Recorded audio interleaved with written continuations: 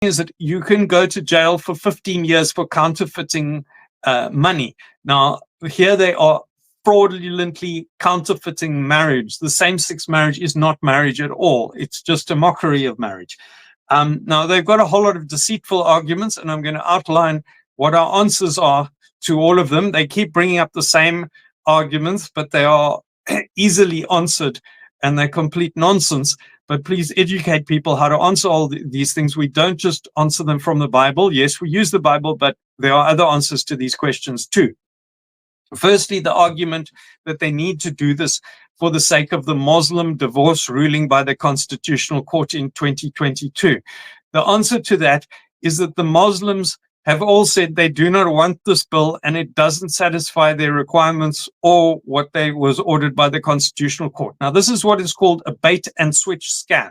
So, in other words, it's an illegal practice where you advertise something to get people to come into your shop. And once they get into your shop, you don't have enough to give the people. So maybe you've got one article at the extra cheap price, and then you try and get them to buy something more expensive. It's a scam. It's fraud. Just like printing money is fraud. Now, the next argument is that this is in the Constitution. Now, we have to ask a couple of questions. Firstly, there are two words in the Constitution, sexual orientation, and they are now stretching the meaning of these two words to include just about anything. And since that word is undefined in the Constitution, they can make those two words mean absolutely anything. And who knows what in future somebody might say they have a sexual orientation with. I've seen medical papers where people say they have a sexual orientation that they enjoy. They are attracted to people who dress up in animal costumes. That is called the furry orientation. It's nuts. But who decided that went into the Constitution? Actually, these two men, Albie Sachs and Kader Asmal. That's all. It didn't have a lot of support from the rest of the ruling party.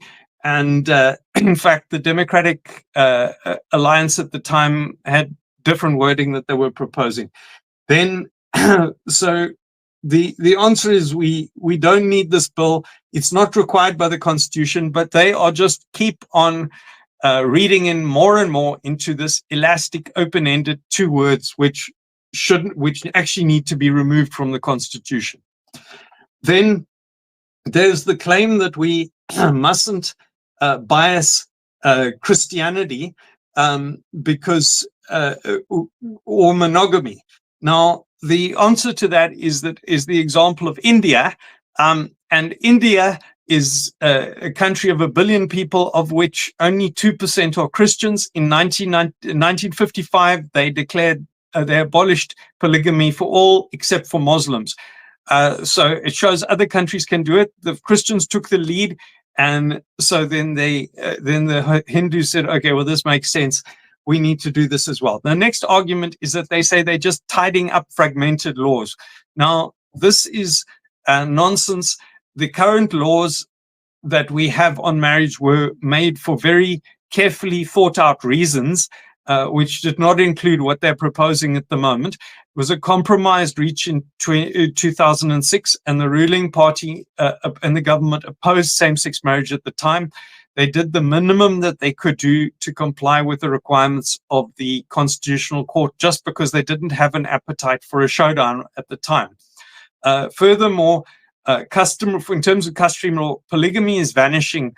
It's only being practiced amongst a small elite in KwaZulu-Natal. Just about everywhere else, it's disappearing. And even amongst that elite, it's, most of them are following the example of Chief Buthelezi to going for one woman marriage.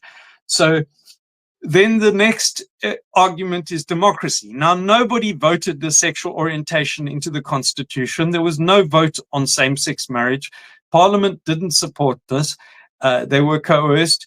And when the polls were made at the time of the legalization of same-sex marriage, they couldn't find enough people to even register on the polls. Sometime later, they managed to find 1% in favor of it. It's really almost nobody supports this thing. So they are just imagining things. Then the argument of African culture. Now, African culture does not support same-sex marriage, and that culture is already accommodated in the law. They don't need to change the law to accommodate African culture. Then there's the argument of international law and the claim that they need to comply with the law against discrimination against women. They think somehow this new law is going to benefit women. I don't agree, but here we have all the countries except the red ones have signed the same international law agreement, but how many of those have got a law like we're proposing? Well, none of them have a law like what we're proposing.